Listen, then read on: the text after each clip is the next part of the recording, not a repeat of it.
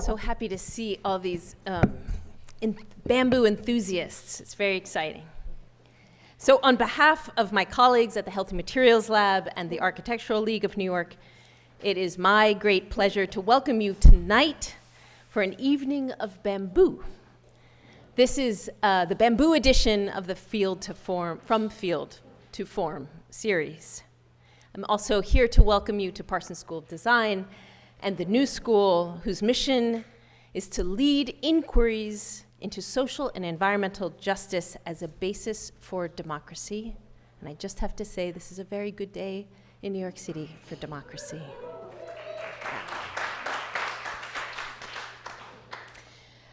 If I haven't met you before, my name is Johnsara Ruth. I'm co-founder.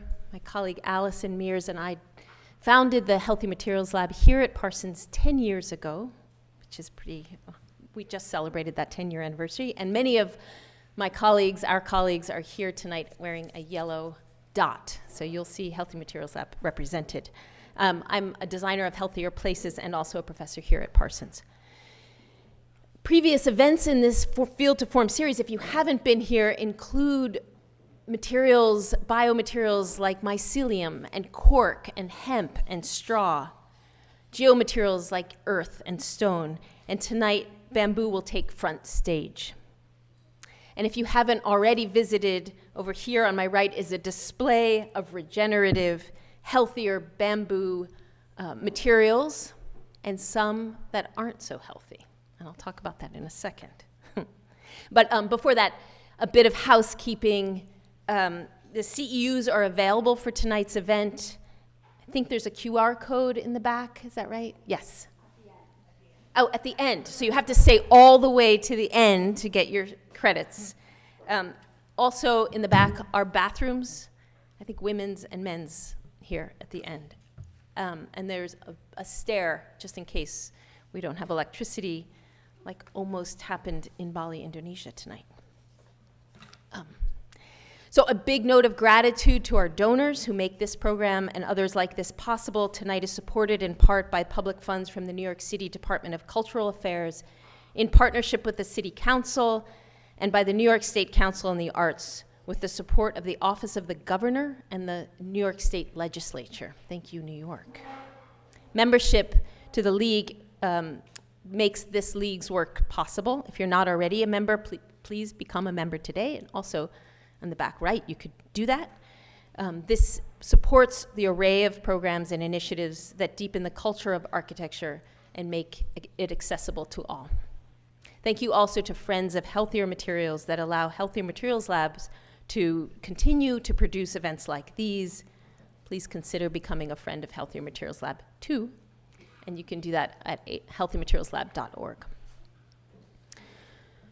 So at the lab, in our work, we strive to ensure that the materials used in all of our living spaces contribute to healthier environments.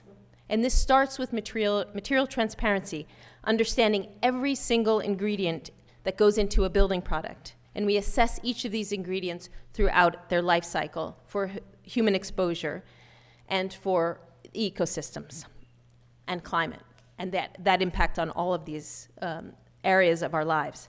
The ideal scenario is when a material or an ingredient is regenerative, meaning it helps rejuvenate soils and ecosystems where it's sourced. Additionally, it should be safe and even beneficial to the people using it or exposed to it. So we all know that bamboo embodies many of these principles that we value. It's fast-growing, naturally strong. We're about to hear about all of its incredible properties. It restores degraded soils as it grows, and it can act as a natural fire stop. It can sequester up to 12 tons of CO2 per hectare, and we'll hear more. However, many bamboo products are composites, and they're not pure bamboo, and that they use adhesives. And so, for me personally, when I think of a bamboo product, bamboo flooring, or these products that we've been exposed to for many years, they contain adhesives that contain toxic additives like urea and phenyl formaldehyde or isocyanates, which are carcinogenic or asthmagenic and linked to many different kinds of respiratory diseases. Fire resistance is often achieved with additives like boric acid. So this is what, in preparation for this event tonight, the Healthy Materials Lab team scoured sources for healthier bamboo products and spoke to many experts in the field. And so as you'll see in the material exhibition, few products actually made it onto the table. We have a lot of samples of bamboo that, thanks to our guests tonight, that are in its raw form, but very few bamboo products are there. And so there's a sign also on the box that says this very same thing, which is that bamboo is essentially hard to adhere to one another. And so it's been used to make durable structures for centuries without toxic adhesives, but in this century, we've added a lot of adhesives. And so on this table, you'll see this, this box that has many of those products that you might be familiar with that might have formaldehyde included in it. On the table, you also will see examples from our Parsons colleague, Kimberly Tate, who's working on builds with the community in her native Philippines, where they call bamboo bulan, or gold, a living treasure. There's a lot to learn from ancient indigenous practices about nature-based materials to advance innovation without the addition of unnecessary toxics and greenhouse gas emissions. And this is really important, and this is why Healthy Materials Lab is here, and I have been asked to give a shout out actually to an initiative that we have right now, which is a collaboration with Henning Larsen Architects and the Ramboll Foundation to accelerate global awareness. There's a QR code right here for a survey, and our team would really love it if you guys all lifted your phones, took an image of this QR code, and contributed to this survey. Anyone in the building industry can participate. So, for tonight's program, we pulled together people from across the globe and across bamboo ecosystems who are passionate and who have dedicated their lives to understand these challenges and potentials of bamboo and celebrating bamboo's flexibility, strength, and potential. We have a bamboo cultivator, a product and innovator, a designer, and an architect to explore how the future can be designed with bamboo. I'll give a brief introduction, but many of their longer bios can be found on our website. So Lucas Ocean is a regenerative agroforester and the founder and director of Regeneration Field Institute, located in coastal Ecuador. He oversees a 70-acre bamboo and agroforestry farm and develops sustainable supply chains for global bamboo technologies at BAMCOR. At 23, Lucas founded an eco-action education organization that created school garden programs in over 40 high schools. And there's more.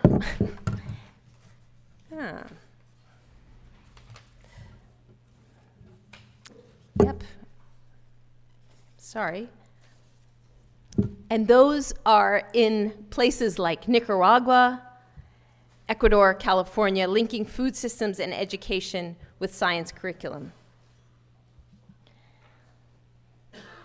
He led community reforestation efforts that restored hundreds of acres of tropical dry forest in Ecuador using native trees cultivated in school and university greenhouses. Now he leads reforestation and environmental projects that promote regenerative practices in agriculture, construction, architecture, and education, and much more. So thank you for coming from Ecuador and from California. We're really grateful to have you here. Jonas Hauptmann is an inventor specializing in bamboo. He's the co-founder of the Biodesign Research Group and associate professor of industrial design at Virginia Tech.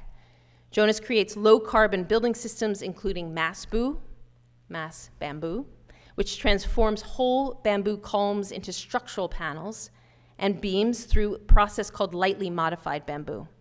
Through international collaborations, he advances bamboo as a scalable material for affordable, climate-resilient housing worldwide. Thank you so much for coming. And Alora Hardy is a Canadian designer and founder of Ibuku, an award-winning architecture studio in Bali, Indonesia, pioneering initiative applications of bamboo as a primary building material. Since 2010, she and her team have designed over 200 structures globally, earning recognition from Architectural Digest and the Royal Society, and featured in publications, many publications like Vogue and Elle Decor and BBC and CNN and TED. Notably, their bamboo structure, you might have seen the art at Green School Bali, received the Supreme Award from the Institution for Structural Engineers in 2022. Elora is joining us today via Zoom tomorrow morning in Bali, Indonesia. And so we're so grateful for you waking up super early. I hope you have a lot of coffee. So you can read more about this. Joining me tonight for moderation and for a brief introduction is Paul Lewis, principal at LTL Architects, currently focusing their architecture firm on the architectural potentials of biogenic materials. Paul is a professor at Princeton University and former president of the president of the board of the Architectural League of New York, and co-author of the book Manual of Biogenic House Sections, which is really an inspiration for the collaboration between Healthy Materials Lab and Architecture League and this series tonight. So each panelist will give a brief introduction of their work, and then we'll all join for a conversation to explore more about bamboo. There will be time at the end for questions and answers, so we encourage you to, as those questions come up, to jot them down and join us in discussion at the end of this panel discussion. Thank you again for coming, and thanks to all of our panelists for joining in. Can't wait to hear more. And I'll leave it to Paul.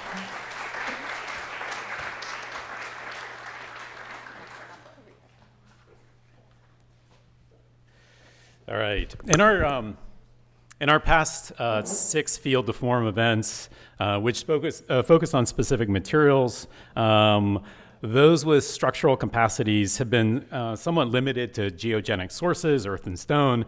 And although these are great in compression, they have little tensile capacity, which is why bamboo and its extraordinary material characteristic seems to be an obvious biogenic option that we need to be talking about. It not only sequesters a large amount of carbon, which is diametrically opposite the high levels of carbon emissions associated with steel and concrete, but it also has the highest tensile strength to weight ratio of these 3 materials. And even in comparison to wood, it possesses double the compressive strength. But moreover, timber bamboo sequesters 5 to 6 times the carbon that softwood does per area of forest. And perhaps most importantly, it does it much faster, with the speed of growth to maturity and harvest many times quicker than wood. So in some respects, bamboo can be a rapidly renewable solution to the need to decarbonize now. And a critical aspect of this is that only a portion of the bamboo culms are harvested each year, leaving the forest largely intact. And it is precisely this ecological aspect, but also the challenges of growing and sustaining bamboo material supplies that Lucas Ocean will present in much more detail. Despite its material wonders, one of the challenges of bamboo is transforming it into a standardized building material. So to produce uniform, rectangular, engineered materials, only smaller slats can be extracted, as seen in this cross-sectional comparison with a tree, and there is significant material loss in the process. So very quickly, to extract the strats, the culm is split. At some point, it is cured in a bath of boric acid to mitigate the high levels of sugar in the fibers. The slats are sanded into more uniform shapes and then organized into larger surfaces or blocks. And these are actually then formed through a large amount of adhesives, which, as John Sauer mentioned, frequently have toxicity problems. These units are then often placed under pressure and heat in order to make larger aggregations of bamboo. But the consequences of these processes can form impressive ranges of composite materials, from flooring to structural beams and columns to full panels, and even to complete structural building systems for low-rise housing, namely BAM cores, framing systems, which is shown here. In some ways, this presents a bit of a false binary between these highly processed engineering composites on the one hand and working with the non-standard culm on the other. Jonas Hauptmann, his material research and designs, in a sense, are innovative approaches precisely conceived to avoid this false binary. So, working with the whole culms and their inherent irregularities places an emphasis on how to assemble multiples into more predictable, measurable clusters, as exemplified in this house in Ecuador, where the diagonal bracing is, in a sense, a kind of generator of form, organization, and also circulation. In full culm construction, the joint is often the site of innovation. And needs, in a sense, the joint is what resolves the peculiarity of each culm. And this joint tectonic could be the subject of its own lengthy symposium. And for this and other bamboo attributes, there are 2 books, among others, that are excellent references. Hidalgo Lopez's Bamboo Gift of the Gods, a fantastic title for a book, which we have an example of here, as well as Gernot Mink's Building with Bamboo. These are 2 recommended examples, books to look for examples. But given their relative straight geometry, it's no surprise that the culms are frequently used in linear assemblies, as here in Simon Velez's truss construction and the development of voluminous spaces through linear ruled surfaces. In another of his projects, the joint at the end of the culm is the site of much attention, with those connection details able to be self-similar by anchoring into the centroid of each culm. In contrast, Studio Cardones's housing prototype developed a complex prefabricated joint which clamps to the outside of the culms, allowing them to be more quickly assembled into a rectilinear cage. So with an approach distinctly different than these linear-based assemblies, we are extremely pleased that Laura Hardy is here to present her extraordinary work with Ibuku and Green School in Bali, predicated on a more expansive approach to the material form-making capacity of bamboo, both in terms of long-span complex curvatures of the culms, but also with robust and novel ways that bamboo can be utilized throughout the building components. So it is a great pleasure to have the expertise of Lucas, Jonas, and Alora here together. So please welcome Lucas Oshan to move us forward.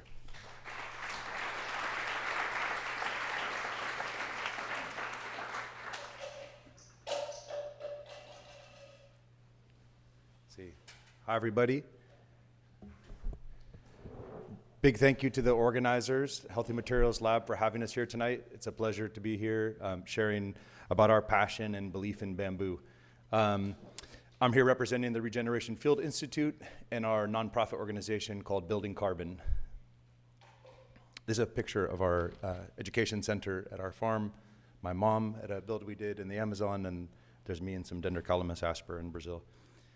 My background, and I'm going to read from my notes a little bit, excuse me, I just want to cover, there's a lot of material to cover in a short time. So, in my early career, I worked scaling up a nonprofit organization that worked with university and high school students. And in a lot of the work that we did, students asked us the question, this is great to do as a volunteer activity, whether it's regenerative farming or gardening, but how do we do this as a career? And a lot of times I was hard pressed exactly how to answer that question, that young people feel motivated to engage in regenerative careers, but it's not always an easy career path in terms of how to enter into that. And so with the development of the Regeneration Field Institute, that's the question that we seek to answer, is to try to inform and illuminate some career pathways towards regenerative careers and industries.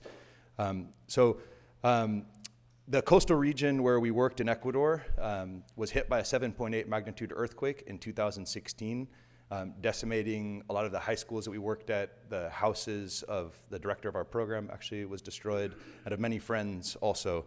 So I traveled down to lend a hand in a disaster relief effort, and my now wife and I were just starting dating at that time, Raisa. We started a project to build shelters for the people that were displaced from their homes. That project eventually grew into initiative that was supported mostly by private sector from within Ecuador to build 70 shelters and then these disaster relief houses you can see some of the models of here in this picture. I want to give a big thank you to Robinson Vega, who is our teacher and mentor, the really talented Ecuadorian architect who sort of showed us the way in terms of design and how to teach others about how to build with bamboo. During this process, we came to believe deeply in the regenerative industry potential of bamboo and of regenerative agroforestry, and we founded the Regeneration Field Institute towards the end of that disaster relief process. It's an agroforestry and bamboo growing building lab on 70 acres of land. It's our farm campus where we host our education programs. We'd be pleased to host professionals seeking continuing educational opportunities or students from Parsons or any other education institutions in hands-on building work down there. So welcome. For the past 6 years, I've worked across bamboo and timber supply chains, developing my experience in harvesting, logistics, and processing operations. I began through the disaster relief projects that we did, but then I started in 2019 as director of supply chain operations for a company called Resource Fiber, and then later for Bamcor, which I worked at as in the capacity of supply chain director up until just about 3 months ago. And I can get into a little bit more about those companies and some of their successes and failures in the question and answer period if people are interested to learn more. Since 2022, I've been a close collaborator also with Jonas, developing our MassBoo system that he has developed at Virginia Tech, and I know that you'll enjoy a lot hearing from him about that in more detail next. Currently, I'm scaling up a new regenerative agroforestry farmer field school that will launch in early 2026 to involve 150 farmers in coastal Ecuador. My view on bamboo, after a number of years now of sourcing, building, growing, and teaching about it, is that bamboo is incredibly strong, lightweight, grows fast, it's abundantly available, and renewable. I envision bamboo regenerating tropical landscapes, covering the valleys and hills that are degraded, creating jobs, restoring ecosystems, sequestering carbon, and reducing the footprint of construction by displacing environmentally degrading materials from the supply chains. But bamboo building is still not cost, performance, or design competitive for mass market applications. Not because it can't be, but because the sufficient innovation and investment in product development hasn't happened yet. Wood, for example, has a couple 100-year head start on it in terms of industrialization. We think MassBoo can crack that code, though. See a quick view on the global context of bamboo land cover and industry with a few country examples. There's an estimated 30 to 50 million hectares of bamboo globally and about 1,600 species. For reference, a standard Midtown Manhattan block from the middle of the street on one side to the middle of the street on the other side, square, is about 1 hectare. In China, there are an estimated 6 to 7 millions of managed bamboo and about 10 to 30 million people estimated to be working in the bamboo sector. People say it represents as much as $60 billion in annual sales there. People there working in that industry harvest and manufacture everything ranging from biofuels to flooring to textiles to toilet paper and many other products. In Jamaica, the government reports that there are 50,000 hectares of Bambusa vulgaris, species planted during British colonial times, yet despite several large-scale attempts and initiatives to raise funds, there still remains no significant industrial demand. In Ecuador, we have an estimated 250,000 hectares of naturally occurring bamboo, mostly a species called Guadua angustifolia, and another 2,500 roughly of bamboo in plantations that were intended for a flooring industry that never came to pass. In the Philippines, in Vietnam, India, and Indonesia, among other places, there are growing bamboo sectors that you can see kind of throughout this bamboo belt across the center of the globe. Ecologically speaking, bamboo is a pioneer species. It grows along riverbanks, in ravines, in valleys, on slopes, and in areas that have experienced disturbances. Its rapid growth rate and establishment mean that it can capture carbon quickly. Its roots, its leaves, its branches, and all the organic matter that it rapidly produces contributes towards the rebuilding of soil carbon and soil health. The spreading of the rhizomes through the soil help to stabilize slopes, mitigate erosion, help create more infiltration of water into the landscape. And this groundwater storage also is achieved through the swelling of the roots that some call a bioaquifer. I think that's a term coined by Arif Rabik from his book Towards Resilient Bamboo Agroforestry, which is a great source of information about growing bamboo. Bamboo ultimately is a deforestation-free, fast-growing structural material that can be continuously harvested from the same groves without dismantling the whole ecosystem where the bamboo comes from. Here are some endangered howler monkeys. My daughter admiring them. Growing in some bamboo that's just below our house at our farm.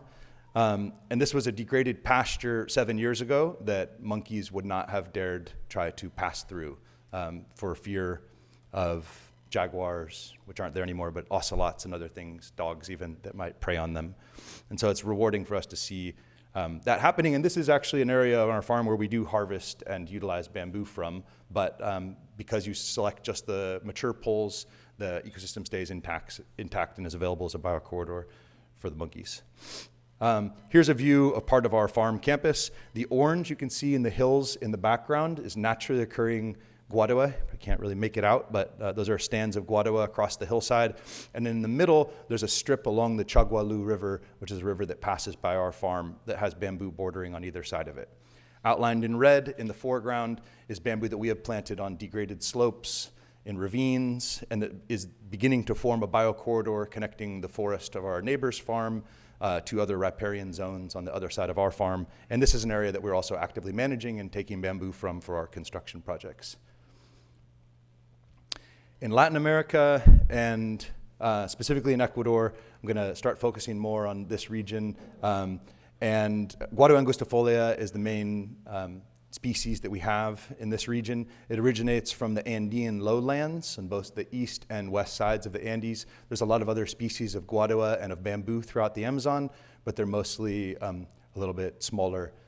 So the main structural species we work with is Guadua angustifolia. And there's vast natural stands of that in Ecuador and Colombia both, and a very long history of its use for everything ranging from handicrafts to wall systems.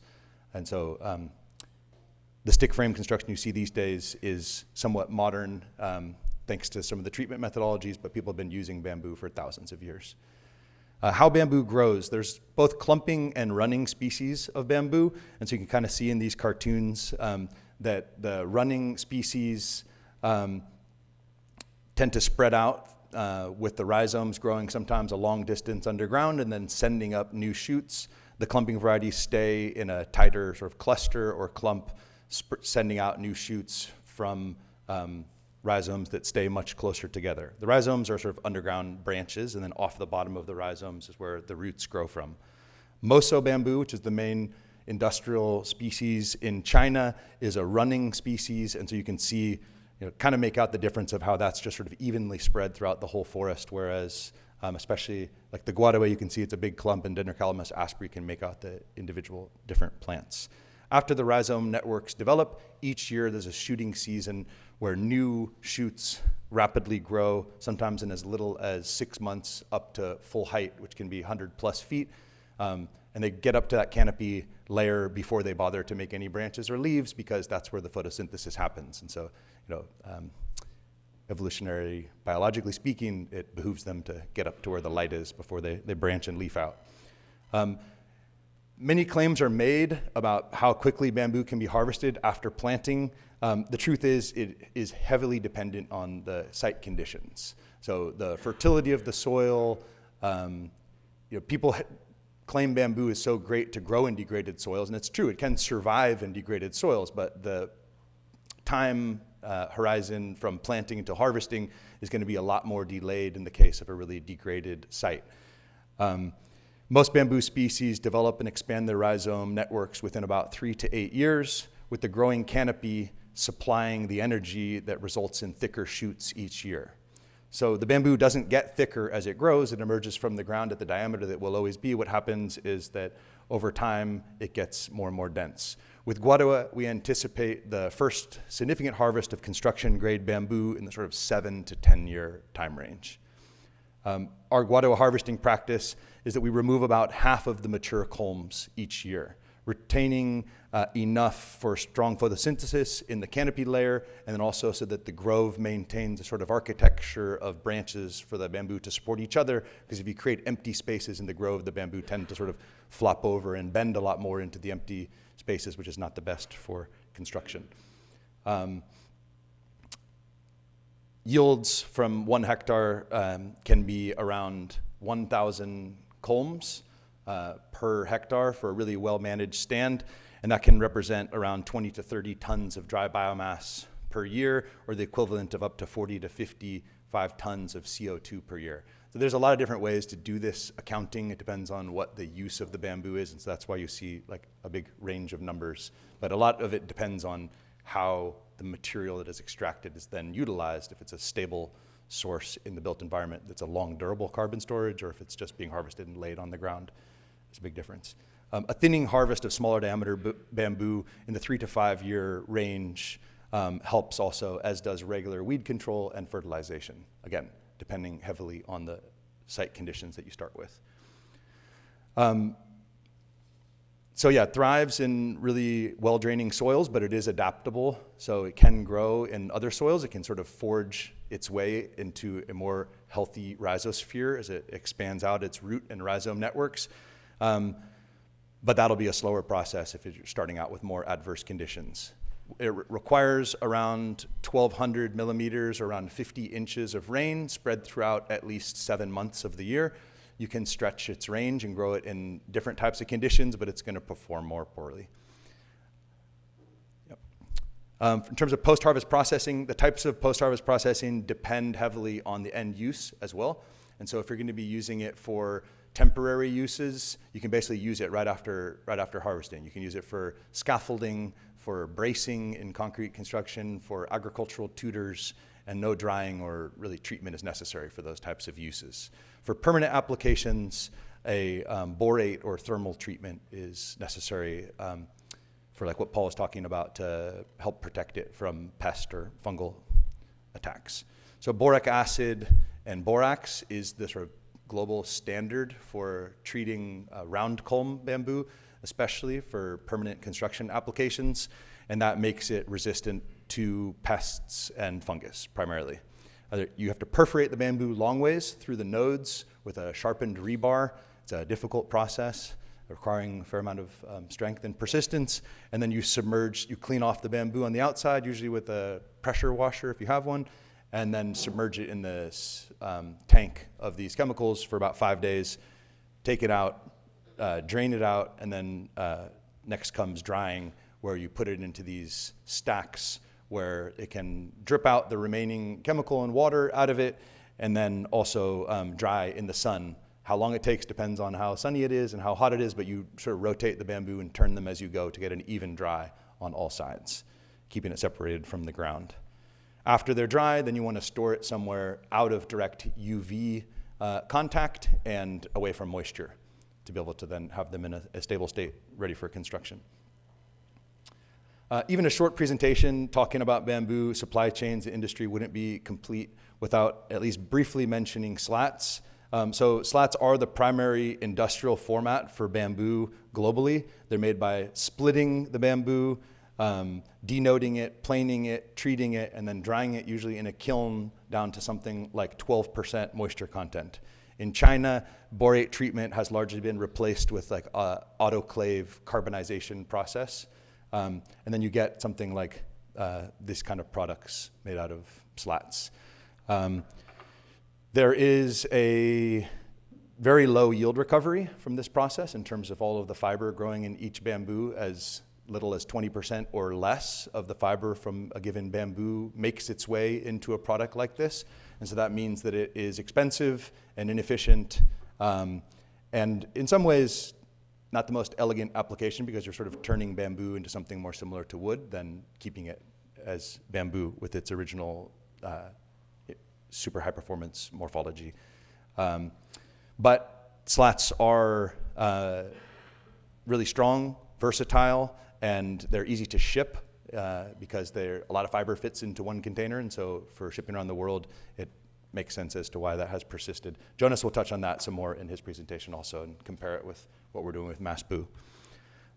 In terms of current demand in Ecuador and Latin America in general, in Ecuador, there's estimated to be about 200,000 people currently engaged in the bamboo industry, not necessarily full-time work, but that are harvesting, transporting, managing stands. There's around 6 to 8 million poles per year that are exported from bamboo to Peru. That's seriously underreported. I think they say it's around like 2 or 3, but we have some friends that have done surveys and it's much, much higher than that. 30 million plus tutors are used for the banana industry, so rainforest certified and organic certified banana plantations can't use plastic, and so they use like the top skinny part of the bamboo. It's about 4 meters to prop up the bamboo so they don't fall over with the big heavy racks of bamboo on them, or of bananas on them. They're used for bracing and scaffolding, and for the stick frame construction market is still relatively small, but growing in terms of like eco lodges in the Amazon or rustic beach touristic accommodations on the coast and stuff like that. Social housing also is expanding in terms of the use of bamboo. The Ministry of Urban Housing and Development had a big project a couple of years ago where they made trusses and roof structures of a fair number of houses, like 500,000 houses or something, using bamboo. We've built a bunch of different houses and community infrastructure, and there's an awesome organization called Caemba that does a very low cost and elegant, like $2,500, I think, house for really vulnerable populations in Ecuador, made out of a Dendrocalamus asper. Slats, historically, there's a fair amount of slats being exported from Ecuador. I think Bamcor, we exported somewhere around like 60, 70, 80 containers from Ecuador over the years. And then there's some Colombian companies that contemporarily also are exporting bamboo because the laws in Colombia are a little more difficult in terms of harvesting and setting up supply chains. In Colombia, Mexico, Peru, Guatemala, Nicaragua, and Brazil, there are also significant scale bamboo projects, but with comparatively low demand, even to the relatively small demand that exists today in Ecuador. So given bamboo's rapid growth, strength, and ecological and carbon benefits, why is it not being used more widely?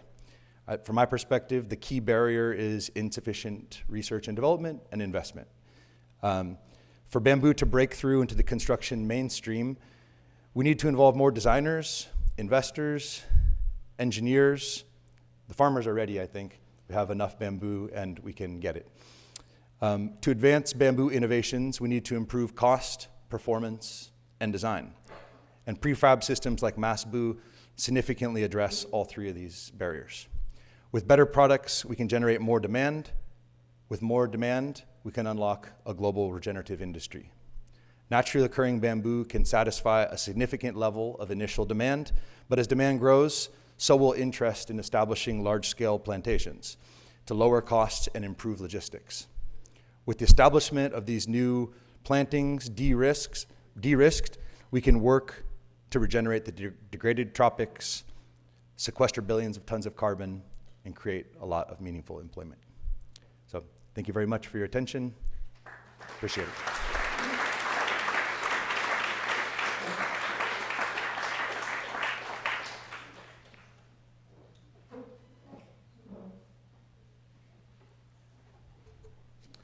Thank you to the organizers and all of you for being here tonight. I'm really excited to talk to you about how bamboo might scale.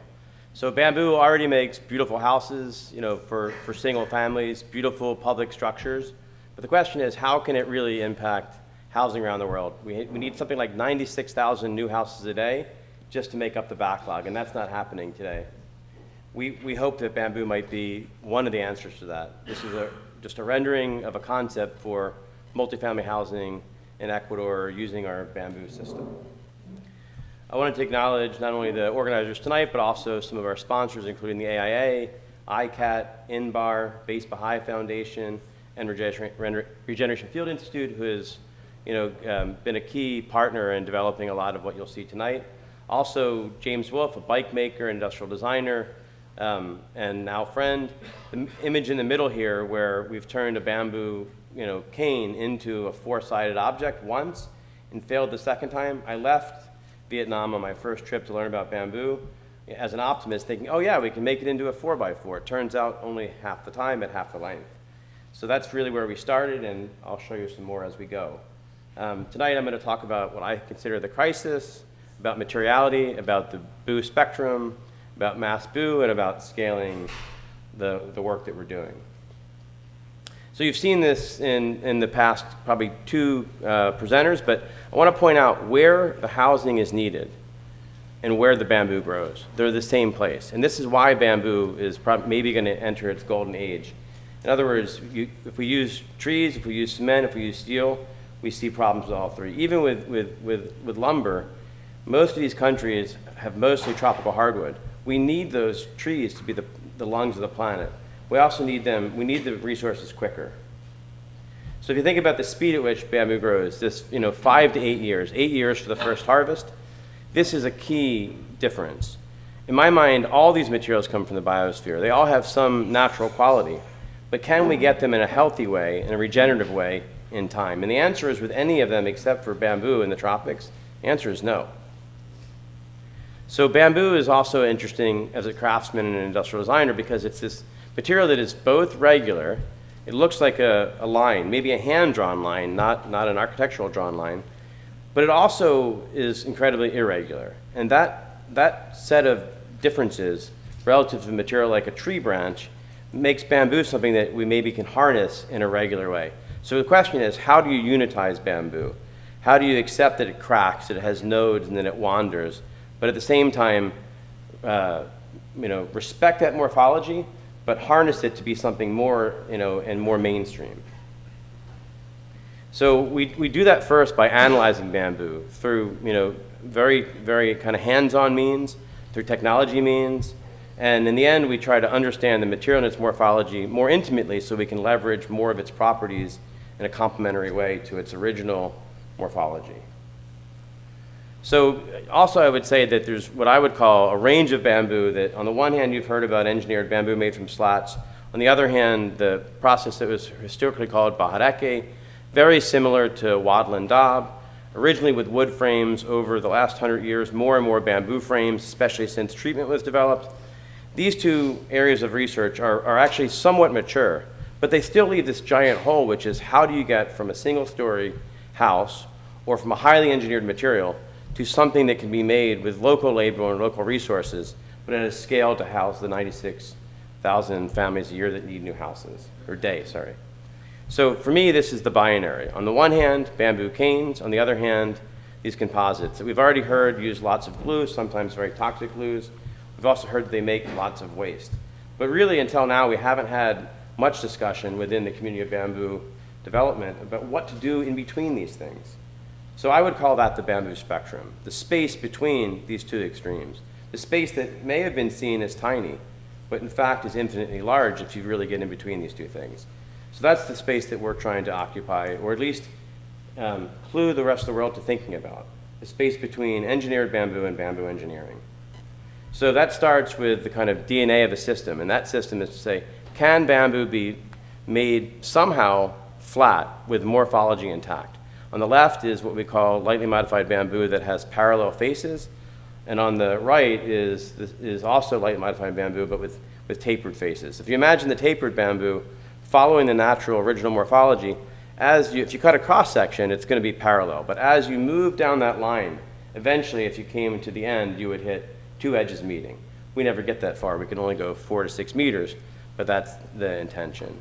And what's pretty interesting about this is that we actually gain strength and stiffness by doing this. So you could say that we're actually losing some. If I compared two 11-centimeter bamboos, like what would have been on the left-hand side of the left-hand image, before they were cut, we definitely lost something. But if you compare it to a 9-centimeter bamboo, now that we've made the left one and cut to 9 centimeters, we actually gained roughly 20% stiffness and 20% strength. Also, if you compare on the right-hand side of the slide, what happens in reality when you make a slat? Well, if you had a 100-foot tall bamboo, you lose the first meter because it's too squirrely to work with. Then you take 6 meters of usable material, And then everything above that also doesn't get used to make slats, at least not industrial slats. On the other hand, with the LMB concept, we can take 4 even cuts and we can turn all of them into things that have parallel faces at the length of 3, 4, 6 meters. So the difference in recovery is tremendous. So, what we do with that is we turn it into composite panels, what we call MASBU. On the left is an experimental structure made by students from VT, looking at different ways to connect the panels, trying to think about how to get away from the edge to where the material has some real strength. On the right is an example of a MASBU panel using slats that have only been planed on one side and a core of Guadua augustifolia, Colombian bamboo. To look at that a little bit closer, you'll see on the right-hand side of the slide, a core layer running a long way through the panel, morphologically intact, then a lathin layer that can be at 90 degrees or at opposing 45 degrees, and then with a mineral or cementitious coating on the inside and outside for fire, sun, water, and insects. So we see this as the kind of basic DNA of the panel part of the system, and I'll talk about the beams in a minute. On the left, you'll see lots of single panel experiments. I work a lot with engineers, material scientists, also with architects, and the scientists and engineers would say, oh, you got to make a lot of one thing to figure out what works. What we did was look at the middle of the problem. We didn't look at LMB first. We didn't look at one single panel. We just went for it and made a bunch of single tests to figure out, in a really basic sense, what might work. And what we came to was that running bamboo the long way through the middle was the easiest and most sensible approach. It's not really a whole lot like CLT. When we started, we thought it would be. In hindsight, we were wrong. It's also not exactly like the Bahareki or CBFT system, and that's because we're getting composite action in the bamboo layers.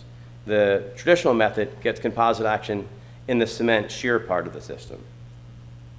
So in the beams, we take 2 bamboos and we basically flip them so that we have a fat end and a skinny end together.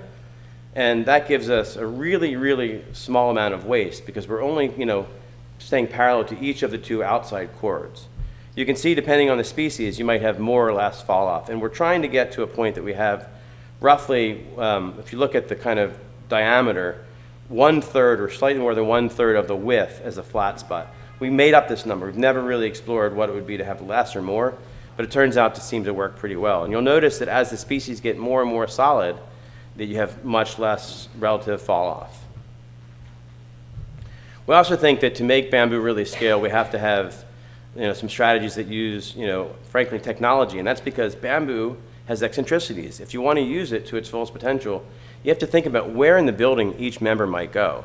That doesn't work with an industrial mindset. It's a post-industrial mindset. And so we're thinking within the panel, are there core elements that are the thickest and the woodiest and the stiffest? Are there other elements that are just fill?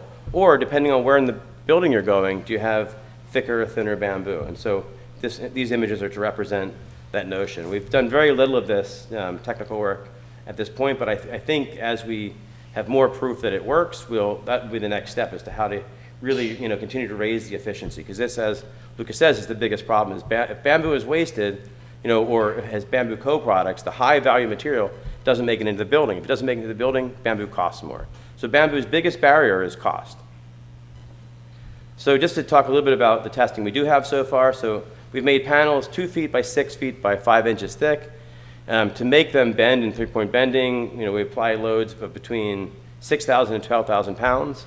That's when they break. And if you equate that to a floor section, residential floor, we can get to about 4 meters with a 1/2 inch of deflection, which is an allowable load for a Western floor. And so we on the floors, we think we have a pretty good sense. We're still working on how to do that of other species. The Guadua panels from Ecuador or Colombia, they break at about 8,000 pounds. The Vietnamese ones at 12,000 pounds. So we've also made some beam tests, and those we haven't done in a lab yet, just on a university campus, on a tennis court, under a tent using sandbags. But what's pretty remarkable is that we reduce the depth of the section by 10%, but we wind up 1.65 times stiffer. We also reduce the cost for hardware significantly. So the beams seem to be a really promising potential. And we can make them with very simple tools, literally a hand planer and a jig.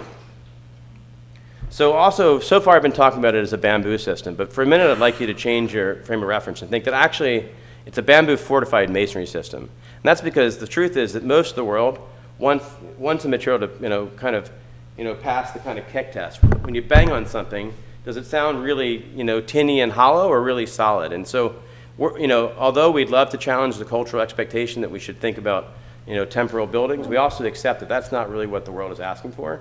And so we're really working to figure out, how much mineral, how much cement, how much, toxic glue do we need in order to make this balance? But we really think that, these panels, we're not making them out of romance. We see them as beautiful, but we really see their utility being the most important quality. We've also been thinking about the connection system. So if you think about, on the one hand, a CLT panel, it's big and solid, and you can kind of connect it any way that you want. Of course, there's physics and engineering involved, but it's really easy to connect to because it's solid. But bamboo is more like IKEA furniture. It's more like particle board. It's porous, right?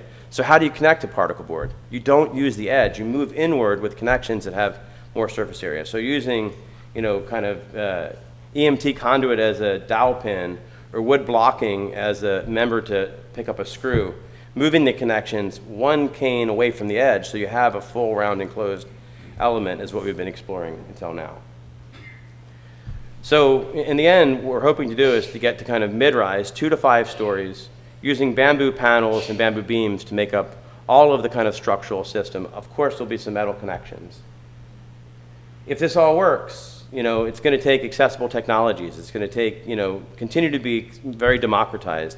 In the beginning, we, literally bring, maybe a motor in a suitcase and build everything else in the Philippines or in Ecuador where we've been working. Eventually, though, as we kind of move to a lightly industrialized phase of the project, we really want to imagine that, we're going to need skilled labor. We're going to need machines that use some degree of automation, IoT technologies, machines that will move in and out to recognize the bamboo's thickness. This is how we're going to get to this higher rate of efficiency. But we want to do this in a town-by-town basis, not with mega factories, but with micro factories. So this is a big speculation, thanks to AI for the help and with lots of papers that were, entered in. But basically, the potential for bamboo housing to sequester carbon, to be significantly, carbon storing, is really, I believe, a real potential. And if you think about it from a development perspective of housing, let's just say a good margin is 15%. Well, if you can get 1% more of margin by selling carbon credits, maybe this will be a meaningful way to help unlock housing. Thank you.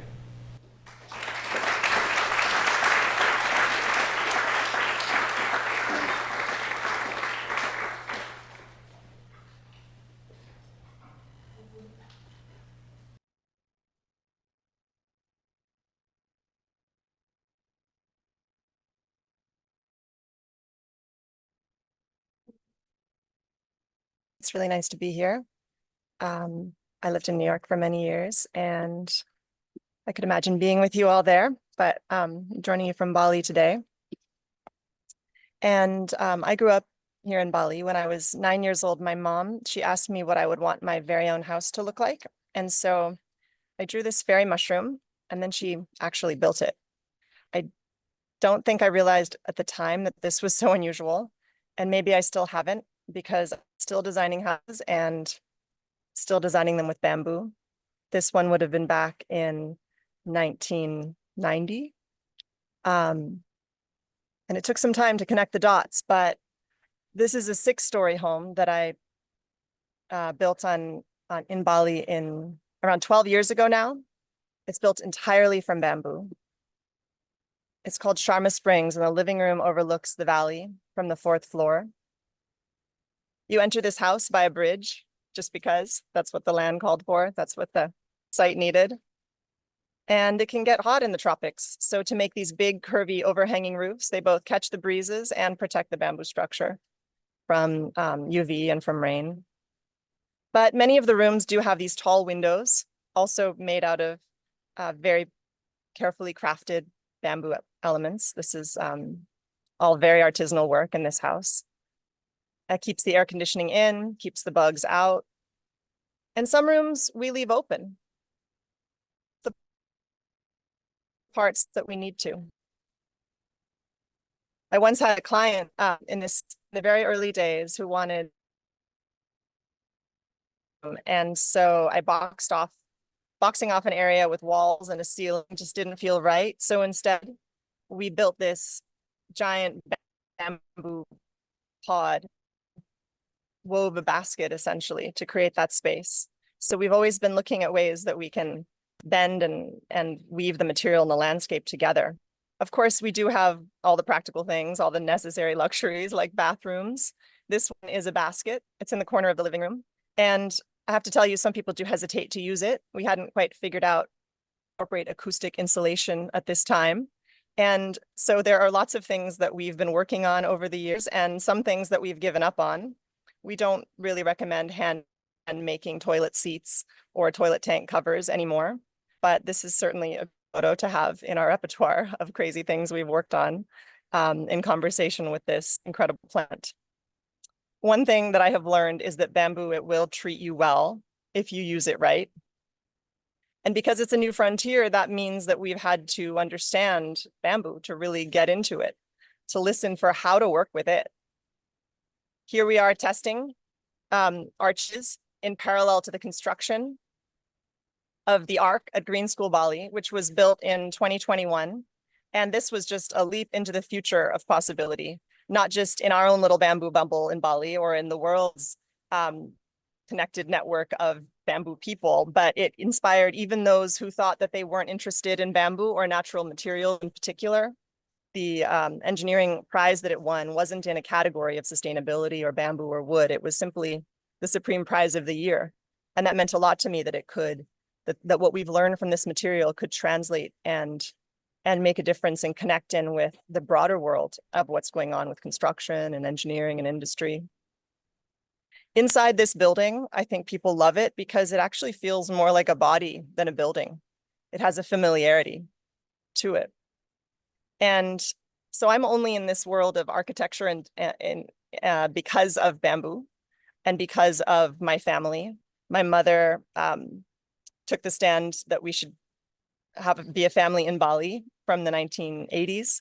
And my father and stepmother decided to build a school, which made absolutely no sense to me. They were in the jewelry business. But once I saw it, I understood. They chose bamboo to build this campus that they called the Green School. They needed a material that was fundamentally green, not just a little better, not just recycled or reclaimed, but actually showing a path for the future. This material, this building is a promise to the kids. This is a sustainable material that they won't run out of. And it's just, as a thought, it made perfect sense to me. Why haven't we been designing things with these criteria in mind? As you know from everything you've learned about bamboo today and perhaps before, it is beyond just being eco. It's beyond being a little bit less bad than something else. It embodies goodness in a way that we should really stand for and evaluate everything against. I just wondered when I saw this building 15 years ago, why hadn't this already happened sooner? There's bamboo all around us in Bali. And what can we do with it next? Also, the philosophy that it's led us to is to be light on the land. I am still mesmerized by the simple beauty of this construction site. These foundation points, what was this, 2005 or 2006? I still haven't achieved as pristine a construction site as this or as Project A Light on the Land as they admit. It's this world originated with my dad and his ideas for Green School Bali. And when I joined in 2014, I thought I was coming to help out. It turned out I was founding Ibuku. We are a team of architects, designers, and builders working together with Bamboo Pure, the builders, which is our artisan construction workshop. And what we've really done together is to create a new way of building. And over those past 15 years, we have built over 200 unique structures. Some of my favorite ones are here at Bambooinda, this beautiful valley here. You see them snuggled into the landscape. Please come visit us. You could jump into those pools or stay in our newest guest room, which is called New Moon. You can jump right out of the window and into a completely natural spring-fed plunge pool. It's one of my favorite places in the world. Another house we did there was a replica of a traditional Sumbanese home. this house looks really like what a Sumbunese traditional house looks like, with the exception of those primary columns would have traditionally been wood. They would have made them out of wood, and that's no longer the case because they don't have much wood to go around to build their houses with. So they are switching to steel in most cases. But the bamboo elements of this house were protected to a large extent by the wood smoke from the fireplace in the center of the house, even though they did not have boron or any other treatment solutions for the bamboo at that time. So at Bambooinda, we've also just added a new riverside restaurant. Here's an example of a sketch that within a year can turn into a building nestled among the rice fields. There were existing rice fields on the site, and we took a stand that we would not build on them. We just built on the edges where there used to be a cow shed. And while you're in Bali, you can also visit the Green School and see that we keep building new classrooms each year. This is a makerspace that will open in 2026. And with each step, we find opportunities and excuses to create new conversations with the material and to incorporate others. We continued innovating the systems that you saw in the ARC at Green School to create a yoga shala in Ubud. Come and do some yoga here. We featured this grid shell in an entirely different way and got to push the limits a bit farther than I could in the ARC and play with them once we had some of that engineering data in place. And if you find your way to Malaysia, there are some of the strongest typhoons in the world there. So when asked to create a big bamboo building, we considered what parts are bamboo actually really ready for and good at this time in this place, while achieving a form that feels wonderful to people. So we combined actually an elegant steel spine in the middle of this building so that it could withstand those typhoons, and also so it could provide a sense of reassurance to the people in the Philippines who are fascinated with bamboo and also very worried about their typhoons. So in this case, we made the compromise in a way that could bring the industry forward and bring the understanding and the appreciation of the material forward in what felt like a comfortable step for the developers of the project. In Panama, during COVID, without ever visiting the site, or still to this date not having been there, we were able to design a project that was built by a local team there, and they used local bamboo and local craftsmen, and we planned the kind of structural systems that would suit their skills. And we also incorporated timber that was pulled out of the Panama Canal that had been submerged for 100 years, which makes it very strong and also a beautiful material to use. So what we're doing, it's not entirely new. From little huts to elaborate bridges like this one in Java, photographed over 100 years ago, we know that bamboo has been in use across the tropical regions of the world for literally tens of thousands of years. There are islands and even continents that may have first been reached by bamboo rafts. But as you know, unprotected bamboo, it weathers, and untreated bamboo gets eaten to dust. So until recently, it was almost impossible to reliably protect the bamboo from insects. And just about everything that was ever built in those times is gone. And so fair enough that most people in Asia have thought that you just couldn't be poor enough or rural enough to actually want to live in a bamboo house. And part of what we've been thinking is just, what will it take to change their minds, to convince people that bamboo is worth building with, much less worth aspiring to? And for us at Ibuku, our path has led us on the aspiration track more than the practical solution track. These houses are not the model of what people everywhere in the world should be living in, but they are artistic examples and imagination capturing proposals of how to catch people's hearts. Because if you design it properly and treat it carefully, a bamboo structure can last a lifetime, just like a properly cared for wooden building could. And with increasing collaboration with innovation, the treatment solutions that we use and the protective coatings that we use will make it last even longer. So the key is that you have to build something extraordinary out of this material that people have been overlooking. Inspire people. Well, the resources that we had in Bali, in addition to an abundance of several types of very strong bamboo, is craftsmanship. Balinese culture values craftsmanship and cultivated artisans in many materials that we were able to combine with these adventurous outliers from new generations of locally trained architects and designers and engineers and bend them all together in a way that would allow us to create something new. But you always have to remember that you are designing for these curving, tapering, hollow poles, no two poles alike, no straight lines. These are not 2x4s. And sometimes I wish I was designing with 2x4s. And now sometimes I get to because we're working with bamboo, not just in its pole form. The tried and true, well-crafted formulas and vocabulary of construction and architecture very often just do not apply here. We have often had to invent our own rules, question whether we were reinventing the wheel unnecessarily or actually diving in to consider a new way of doing things that might have value and use in that tiny spot of the universe or maybe in the wider world. But no matter what we do, we always have to first stand on the land where we're going to build and ask, how can we best belong there? And also we ask the bamboo what it's good at, what it wants to become. Before we spend too much time drawing, we talk to the craftsman. This cannot all happen on a flat paper or behind a flat screen. It's a conversation. So we design in real 3D, making scale structural models out of the same material that we'll later use to build the house.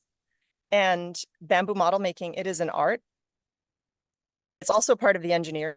These are not models to show a client. These are structural models from concept stage through to structural models that that guide the craftsmen. The craftsmen were not comfortable reading reams of paper. It made no sense. It makes no sense. And in the future, we won't be walking around with flat drawings in order to create three-dimensional structures. It won't even be part of the conversation anymore.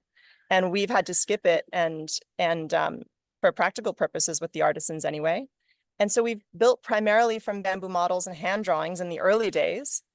And now more and more we are supported by the digital in a very positive way.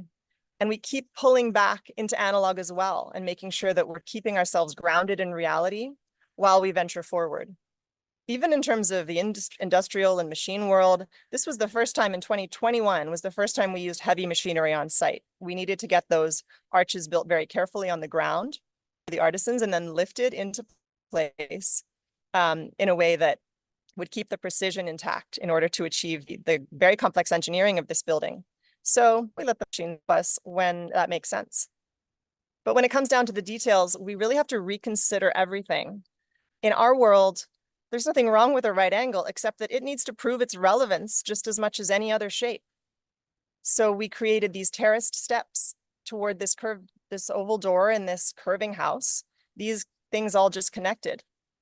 And why are doors so often rectangular?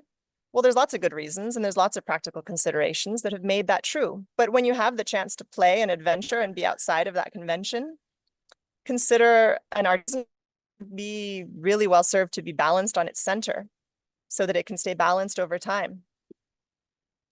This is one of the very few places in the original artisanal bamboo houses that we made where we used any glue at all.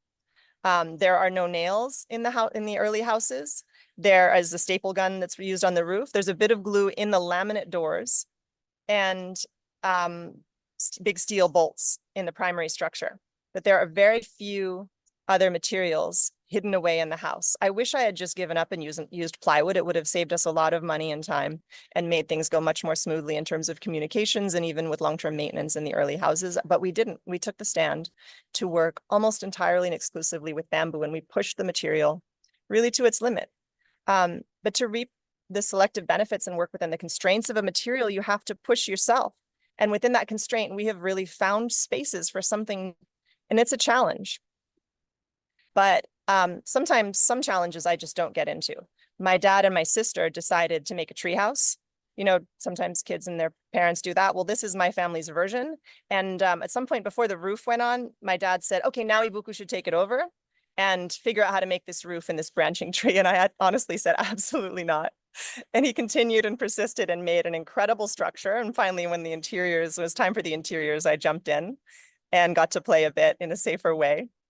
And so when you have a big branching tree in the middle of a tree, why not keep going? Why not go up further? And if you're going to do so, get up there. How do you get up there in a way that feels like it belongs in relationship with that tree? Well, if it's bamboo, maybe it's bamboo duri, which curves. And then those curving elements winding their way up the tree, finding that on site with the craftsman. The drawings aren't barely relevant. This is a conversation. This is an interaction on site. And it's a joy. This room, it needed a ceiling. And flat ceilings, it takes a lot to make a flat ceiling special in my world. So in this one, we wove together. We stretched canvas over it, lacquered it. We tied together those little bits of bamboo with multicolored string. When we work in Bali with bamboo, we have these skilled craftsmen. It is mostly handmade. And in our first decade of building, we made everything out of these itsy bitsy little splits. And some of the structural connections even used bamboo pins. We use a lot of hand-wheeled bamboo pins in a project. There are thousands of in each floor. And the feeling and texture you get out of this handmade and showing its natural properties floor is the texture.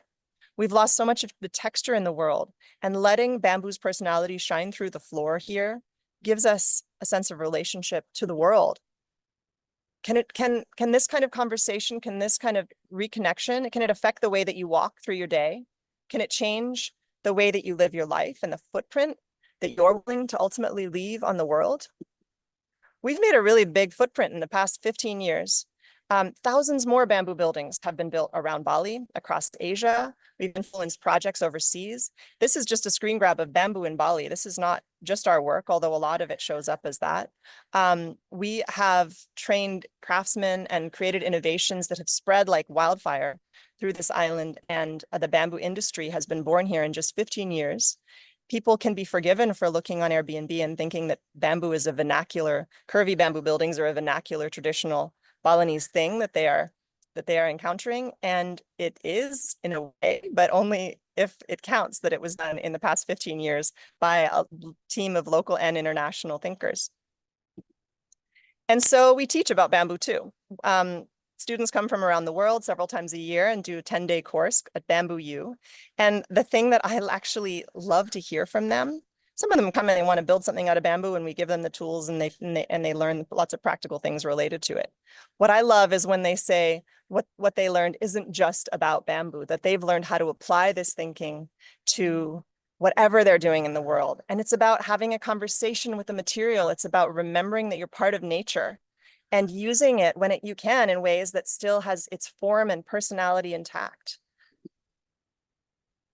And that's what we hold on to while we take on projects from clients who want a mixed media palette. Many of our clients, even seeing the bamboo houses that we've achieved, say, well, for them, maybe they want to mix in other materials.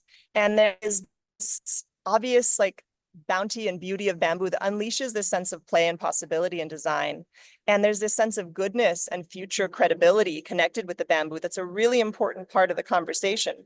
And on a daily moment-to-moment level, the shapes that we create are intended to help us find comfort. And complementing it with other materials in a house can also help you achieve that practicality and comfort. We're looking for that right balance of connection and protection, to be enclosed while still being part of nature, and to find what material does what it can do best in that house. And it's difficult. When it comes down to it, nothing sustainably has compared to what we can do with bamboo. Every other material we're making is a compromise and is taking it down in that way. But we need to keep adventuring, and we need to keep trying how to connect with the world, how to have a conversation with people who think that they don't want this. And for the past 5 years, our homes have been consistently a mix of materials. This one only has bamboo in the roof. And on this one, the roofs, it's also mostly the roofs, but we are playing with lots of grid shells in the way that we did in the Arc, and working with terrazzo and teak and other design collaborators, in this case, Conchita Blanco, to make a incredible palette that is much more exciting, ultimately more exciting to a wider range of people to embrace bamboo in a way in their projects. And for overseas projects, people want us to achieve the kind of space that they have experienced we can make in Bali. And some of those places won't even let us use bamboo yet. This is a house in the woods outside of Atlanta, Georgia. It is mass timber arches, big, beautiful curving arches. Honestly, they are still figuring out how to get it built because of the way that in which we pushed the limits and brought it into curving elements in a way that is not as familiar to the contractors there. but that this kind of structure, it really should be built out of bamboo. If this was built in 5 or 10 years, I truly hope that it could be made out of properly certified and competitively priced bamboo arches, because bamboo is actually better at this. And in some clients' projects, we aren't even using curves. We're paring it back and we're using all straight lines. And we're just an architecture studio working with all the other materials that you might work with, but still connecting nature and considering how do you bring a sense of place and a sense of context in. For every project, no matter where it is, we start with a conversation with all of the things that will come together on that site. This project's in Albania. It's a 60-room hotel. That'll be our biggest project. And our hearts, they are still in Bali, in bamboo. It is very hard to make something more beautiful than nature does. Back in 2010, when I completed this house, Sharma Springs, I was just beginning to grasp how far there is to go and how much there is left to learn. I am more aware of that than ever. And so when it comes down to it, what we ask ourselves often is, if we'd never seen a building before, if we'd never been in a house, what kind of shelter would we build if we remembered that we were part of nature? And if we insisted on only doing things toward the most beautiful, healthy future, we'd remember that being a little less bad is not enough, that we need goodness. And we need to do that with materials that will grow back in ways that we can keep doing forever. Thank you.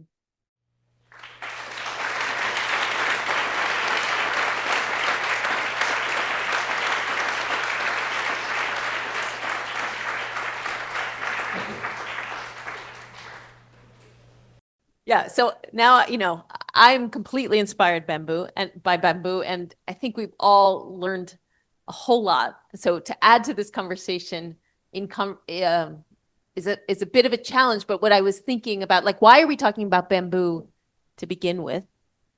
And it is, I think, because we know that we're facing, these very challenging statistics that the building industry that we're all involved in is contributing more carbon emissions than almost any other industry. And even if there's some new article that was published last week, even if every other industry stopped emitting carbon, that the building industry would continue and double our carbon emissions just by 2050. So bamboo is one of those incredible materials, and I think that's one of the reasons why we're all interested in this. Laura, like you said, to connect ourselves back to nature, to understand that by using this material, maybe we can come back. But so that's what I was struck by, like. And I think about, like, what's the appropriate use and region to use this material. We think about industrializing bamboo versus learning from the material or having a conversation with the material about beauty versus utility. So I know that was my kind of thought here. And I wonder if this is something that anybody Jonas, the way that you talked about industrializing bamboo versus Alora's use of the calm are very different ways to imagine a future for bamboo. And I wonder how you might react to what you just saw. Yeah, so actually I've been to Green Village. It's a beautiful place, and for a few, and maybe as that idea spreads for some form of many in less urban places, it's an amazing opportunity, bamboo, in its natural form. But I would still say that, as we know, most humans are living in cities. Bamboo has another role to play, and it's not that we'll never see it expressed in a building, but I think its primary opportunity is in carbon sequestration and lightweight structure. So in other words, that the quality that it can build lightweight structures is like no other natural material, and I don't think we have to romanticize that to see its value. Yep. I think if we can, the average consumer looking to build a house wants to know it's going to be durable, wants to have a competitive price in comparison with what else is offered in the market. And if you can prove that the performance of the building and the price are competitive with other materials, maybe there's some adventurous consumers that will be willing to use a new type of material like bamboo. But I think it is a lot to ask to also then ask that they completely change their aesthetic preference in the mass market. And so there's some of us that love like a rustic or eco elegant, whimsical, however you want to describe it, type of aesthetic. And it's very beautiful and impressive. But in terms of like the, was it 96,000 houses per day that the population growth and underhoused population of the world calls for from us, from the building sector, it seems like those cost, performance, and design competitive solutions are what would help get bamboo into a higher percentage of that housing that's demanded. And so I think that if we can, to some degree, actually, ironically, as much as I love the way bamboo looks, actually conceal it within the building so that it's both protected and then also can deliver a more common design aesthetic, that might, from my perspective, be our best chance at scaling it up. Yeah, I mean, there seem to be two very different kind of lenses that looking at. One is a kind of pragmatic lens of, efficiency and kind of bringing things to market. The other is a level of almost seductive beauty that comes out of the material that's specific to the place. So, Laura, I was wondering if you could talk a little bit about, the way in which you're using bamboo seems to be absolutely specific to the climate that allows for that kind of exchange between inside and outside. And as you've been working in some of these colder climates with insulation and all these demands for enclosure, has it shifted how you've thought about how you use the bamboo? I mean, you've talked a little bit about moving to other materials, but I'm also curious, like, have you been able to modify bamboo to adapt to other climates, or is its real kind of quality specific to where it's grown?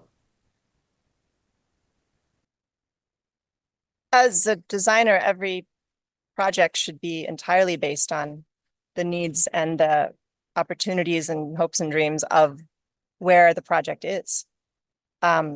So there's absolutely no intention to say that anything that we've ever built here should be anywhere else in that way. It doesn't make sense. So in a new context, and all of that context must be considered, including local available industry and the cost considerations and the practicalities and the insulation. So when someone says, oh, well, that's all very nice in Bali, but how would you build it here? I said, well, you wouldn't. You'd build something else that works there, and it should look different and feel different. Well, it should feel exactly how you aspire for it to feel within the possibilities of the material and skills that you have in that place. So yes, no, don't take whole bamboo and go to a cold climate and try to build a house with a knife and a handsaw, which is what we can do here. Like involve many other tools and likely materials that you need to be able to achieve insulation. But as you do so, don't just end up at the hardware store buying the sheetrock. Like, consider like what materials are there and what ways of working with it could be if there was no artist. If you could just consider from, as a thought exercise, as a design thought exercise, as a very necessary design thought exercise, is there a chance? Where do we have the chance to start fresh and not just continue in the ruts we're in industry? And at the same time, we need to make use of the efficiency of those well-trodden paths to replace things with bamboo because it's so much better in certain ways.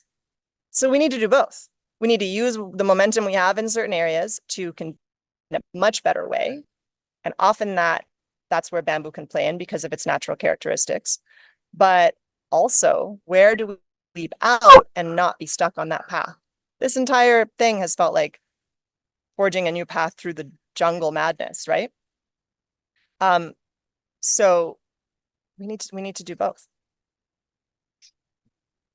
It's interesting to hear the words about, scaling. Like the reason to scale bamboo is because of all its incredible qualities. And we think about scale and industry, and that's a very 20th century concept. We know that the Industrial Revolution that felt like such a positive thing might not have been the greatest thing for our planet, for us here. And so I really appreciate the way that, Laura, you talk about, scaling this method of craftsmanship that's sensitive to the material itself. Or Jonas, you talked about industry not as mass industry, but micro industry. Like what can happen with a single motor and a group of really determined people. Or Lucas, the way that you talk about,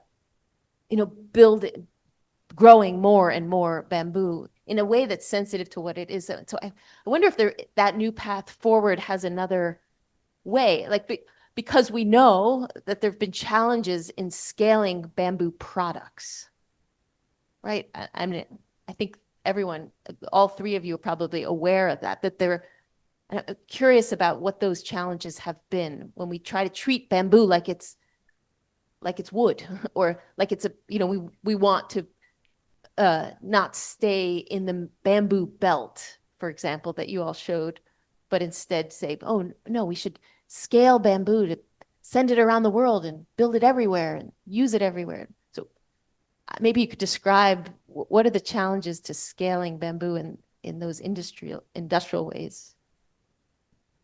I'll take a crack at answering part of that. I mean, to me, it's actually scaling needs of these bamboo communities where they are. It's not like most of the efforts we've seen in the US are to bring bamboo to the US with the US investment for the US profit. But actually, I think if we were simply to actually export know-how, knowledge, inspiration, to the areas where bamboo grows and cross-pollinate in those locations with local knowledge, local values, that's where bamboo has the role to play. I mean, the good thing is that that's also where the demand is going to be in the next 30 years, right? So for me, I think we're going to ease into possibility. Yes, it takes more innovation. It takes a variety of examples. It takes more of what's going on in Bali. That there are other places in the world it can go on too. It also takes, significant investment in lots of small startups. So these big companies like Bamcor, which Lucas will talk more about than I can, but they've made some amazing strides. But at the end of the day, they're competing with a 300-year-old timber industry. This is probably not going to, I don't think, at least in my professional life, I'm not sure if that's going to change and go well. Yeah, at Bamcor, the bamboo panel, when I started working there, was basically a pine or conifer plywood core with vertically oriented bamboo slat sheets on either outside face. So it could be described as like a flattened I-beam.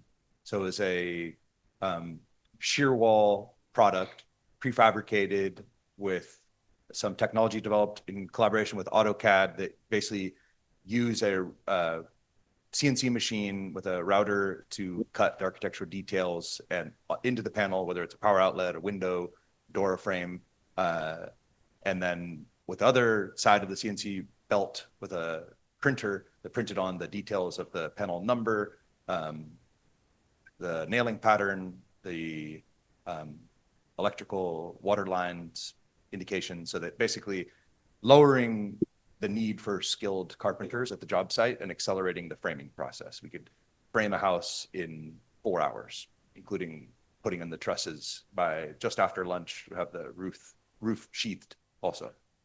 I forget the exact statistics of this, but like the truss industry, something like 30 years ago was like 75, 80% on-site fabrication of trusses. And now it's like flipped. Now it's like 80% plus prefabrication of all trusses that are then brought to the site. But in framing, it's still the other way around. It's still like 80, 90% on-site framing and very little prefabrication that happens.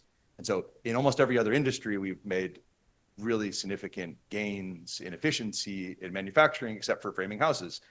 And we have a major bottleneck in terms of available labor and scarcity or a shortage of housing in this country. And so it's a pretty major problem that we face as a society that impacts the cost of housing.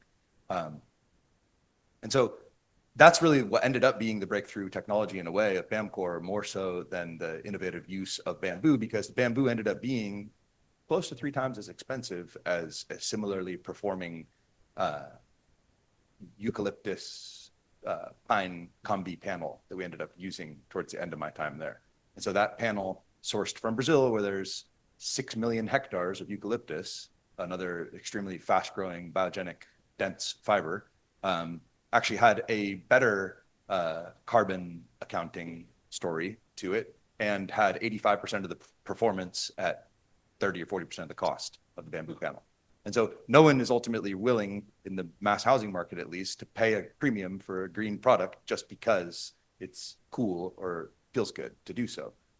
Maybe more so in a finishing product that you can see at the dinner party and point out to that, hey, check out my counter, it's made of bamboo, or check out my rocking chair, it's made of recycled wood or something like that. But what is actually concealed in your walls your house is made out of, no one even sees that. And so you just want to know as a consumer that it's durable and cost competitive, basically. And so anyways, that's the story of Bamcorn. Like Jonas says, it wasn't for lack of trying or of smart people being involved or innovation that went into it. But I think there are some fundamental flaws with the idea of bringing a material to a context where arguably, from my perspective, it's not, and like Elora was saying too, might not be the best material for that context. And then there's also a history that could go a little further, not accusing Bamcor of this, but just companies in general tend to have wanted to extract materials from the global south and then look at ways of adding value and creating profit for our industrialized, developed economies, and paying as little as possible for them in their origin, and then maximizing profit for whoever the owners of those organizations are where they're being built. And so the fact that there's billions of houses needed to be built in the global south, but we can't somehow make profit and control it from the global north, is apparently a turnoff to investors that something we shouldn't do. But from another perspective and another lens of value proposition is exactly what we should do. And that type of cross-pollination that is being achieved, I think, with Masbu, and that Elora also talks to from the technology and design mixing with the craftsmanship of the amazing artisans in Bali, is a good example of sort of rewriting that paradigm of the North-South collaboration. So to that point, what is the future of Masbu? Like, where do you move it forward from now? And is there a possibility of combining its kind of tectonic efficiency that's within the thickness of the walls with a more expressive approach to bamboo that Elora and the work that's coming out of Bali has? Are these incompatible, or can you find ways to hybridize these? No, they're definitely not incompatible unless you want to meet fire code, right? So as soon as you want to meet fire code, then you probably can't leave lots of hollow combustible material fully exposed. So I think there'll be moments even in these multifamily housing units that we're going to develop where we're going to want to express the bamboo, want to have an honest use of material in some sense, just to acknowledge it. But I also think that if we take if we take the practicality of fire, take the practicality of acoustics, there are many reasons that only so much bamboo should be expressed, just like only so much wood should be expressed too. I mean, minerals, as challenging as they are, they're also what allow us to live, indoors, right? And I think that, Masbu has lots of challenges to overcome: fire, in-plane shear, really getting to this. My goal is to get to 90% efficiency, material efficiency. You could say that there's no waste with bamboo, that you get co-products. They're not waste, they're co-products. They can be used for energy or other bamboo products. But if you're going to get the value out of it, then you need the premium product. But that premium product is not just bamboo. It's bamboo and glue, or it's bamboo and minerals. And as much as I'd love to say, yeah, the long-term vision is to make these houses that are simply bamboo, I honestly don't think that the science will justify it. I'm going to open it up to questions. Wait, I want to answer the question. I want to one Okay, about you go for it. scalability. Well, I'm really glad that you guys are working on the these really valuable practical steps and ways of working with bamboo because I've been pulled in a very different direction. And I am really interested in the scalability of the thinking and the ideas that I've learned through this wild journey. The scalability of how to just make people reconsider like what they're using. And it's, yeah, for me, it's not about like even encouraging anyone to work with bamboo in a curvy way that roots to its identity. It's about, we need to rethink the way that we're using all materials and which ones we use how, and then have them all work together with us to have a healthy world in the future. I actually want to say one more thing too, just from as an educator, and I think frankly, if we're pioneering, we're all interested in educating in some way. And I think that the other role that bamboo plays in our context, in this very room or in my lab or in my classrooms is to back to the statement I made about eccentricity. Having students, having designers, having craftsmen be challenged with a material that is not ordinary, it's not regular. Yes. Right? That's something that we can learn a tremendous amount from. And it also kind of brings us a playful spirit that also kind of reignites our fascination with design and reminds us that most of the beauty that we're trying to unlock or uncover, it already exists. And it's our job to maybe do less, not more. It's very clear that it has sparked that imagination in both of the projects in Bali or in this mass boo, that smushing it into a piece of plywood doesn't make as much sense in many ways. Yeah.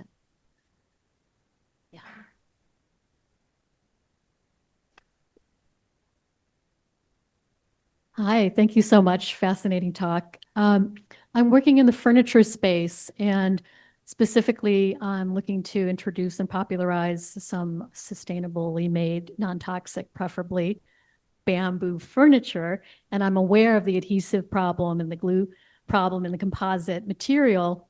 And this applies in building spaces too, right? Especially with chemically sensitive people. They'll want to know, what kind of certification should I look for in the product that has the composite bamboo, or what specific qualities should I avoid? Like, how does someone know, looking at those composites, if they weren't marked already, what to look for that's less toxic or has less problematic chemicals in it? Those composite. I think that's a question for you. No? One baseline certification for interior uses for things is the CARB certification, the California Air Resource Board. But that's just like standard for any type of, something you're going to be sitting on and touching all the time or eating off of. You probably want to go steps further than that.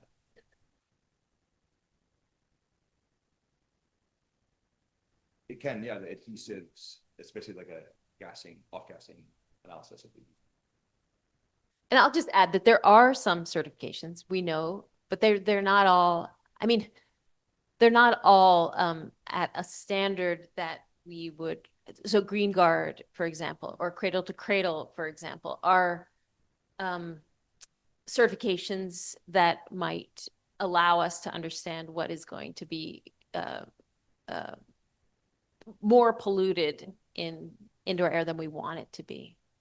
But essentially, we do need to know what are the chemicals that are of mass, I'm using that word mass, concern, like formaldehyde, that are not regulated in this country, are allowed to be used, whether or not they're going to harm people or the planet, and that we have to stay away from. And so that's a kind of literacy that everybody needs to know in this country, because it's not regulated. In other countries, it is regulated. We don't have to worry about it so much in Norway, for example. But here, we need to know to avoid formaldehyde altogether. We could rely on certifications, but it's not enough. The regulations are not strong enough. There's also the possibility that we just avoid gluing it, right? So there's a technology that is being more and more validated right now in the Philippines. It's been around in Latin America and in Asia for at least 20 or 30 years, probably longer, where you make bamboo into something, somewhat flat by splitting it. And then you basically laminate it with dowels called pinboo. So it won't give you a true solid, but the question is, how solid does something have to be solid-like? And I think that, instead of expecting bamboo to be wood and furniture to be made from solids like wood that are subtracted, maybe there's other ways to think about it. But it really takes rethinking, what is a table and what is a chair? What does it mean to sit, or what does it mean to work on a surface? And I think if we afford materials to meet us where they are, instead of expecting them to meet us where we are, then some of these questions are just fundamentally avoided. There are resin innovations that are happening also, like soy-based and castor-based resins that are really promising, still not cost competitive, but I expect in the coming years, those will start to be more common.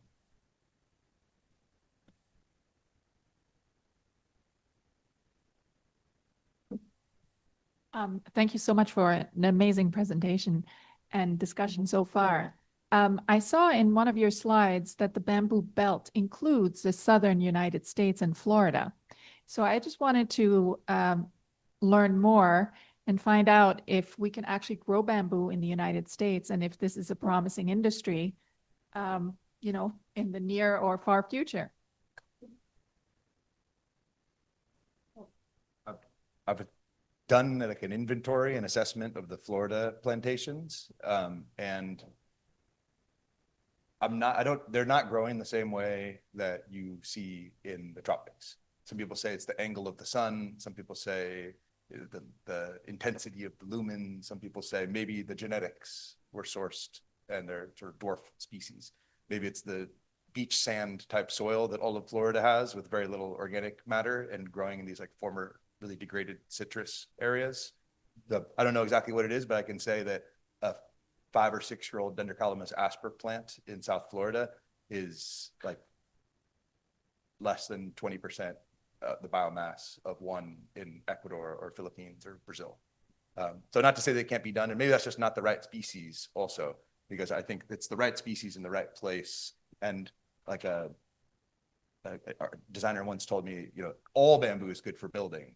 It's just you can be used in different ways. Even like tiny little bamboos, if you make packets of them, can be configured into columns or arches or different things. And so I know that in even like North Carolina and some places where it snows, there are some varieties of bamboo that they're having success with. So there's a company called National Bamboo, I think it is, that is doing some pretty cool work, experimenting on some significant scale plots, I think in North Carolina and Alabama.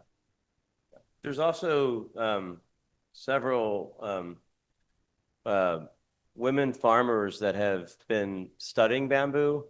One in Atlanta, one in Florida. I'm going to butcher their names. That's why I'm not trying to use them at this moment. And one from Massachusetts who's popularized bamboo, globally. And one of them told me, I don't remember which one it was, that the bamboo belt is moving north 30 miles per year. So again, like we have to think about what, how will climate change, how will bamboo have more opportunity because of climate change? That answer is still unknown. The Florida Bamboo Growers Association is a good place to look to for information. There's a bunch of data they've done with University of Florida, research they've done.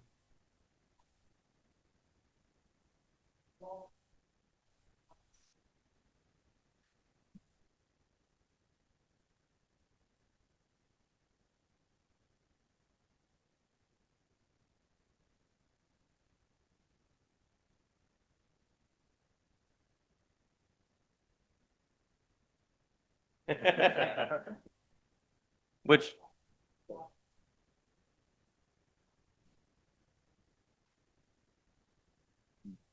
I guess another point to make is that the United States is not just the continental United States, so Puerto Rico and Hawaii, and in some islands that are protected by the United States, there is bamboo. For example, the U.S. Forestry Station in Puerto Rico had something like 200 species of bamboo growing, now somewhat defunct, but there's certainly opportunities, on the edges of the United States that bamboo already has some roots, no pun intended. Okay, thank you. Thank you guys for the presentation, very informative.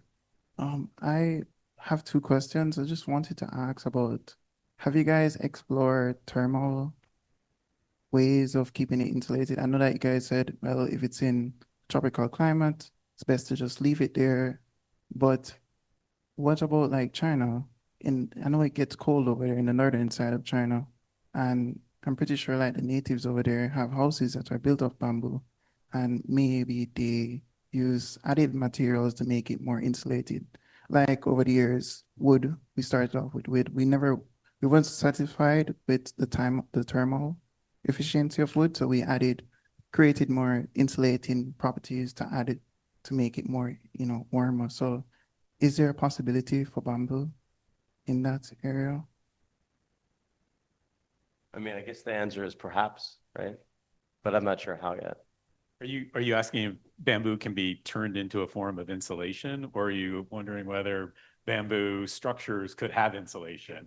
The latter will certainly. It's just a question of how you coordinate them. I think that the reason why I brought up that question was that the very geometries that we're seeing, the extraordinary geometries in Bali, are ones that actually are embrace an exchange between interior and exterior. So the question is, when you start building with bamboo, using it structurally and have to deal with enclosure, what consequences does that have on geometry that still might engage the very specifics of bamboo, but it would have to do it in a different way, right? So it's a super interesting question, and I think that's something that as we're looking for the possibilities of things beside concrete and steel for structure, and bamboo seems like an ideal yet potentially difficult product to bring to this country, if you will. One, would we even want to do that? And two, what would be the consequences, if of any, or would it simply be a substitution and disappear into the wall section and we would never see it, right? So those are, I think, some of the questions that are outstanding, right? That still need to be addressed. And Alora, you are working in places outside of Bali. Are you working in any of these conditions that do require more insulation? And how does bamboo inform your work in bamboo inform those decisions? Well, we've worked a little bit more with keeping the cool air in and the heat out. But we haven't done a post and beam structure. We haven't done a round pole bamboo structure in a cold climate yet. And if I did, it would just be more about complementing what other materials would be good at creating the insulation. And maybe once innovated, bamboo sawdust would be a great insulator. But at this stage, I wouldn't dive into that. I'd be looking for complementary materials. And I would be designing the shape so that that was possible. They would have curves if the feeling of the people in it and the context of the landscape around it worked for curves. I just think the default to the rectangle is the problem, not rectangles themselves. In a city, it would very likely be rectangular to start with and then see where it evolves in the design process. So I think we have time for one more question. But it's definitely,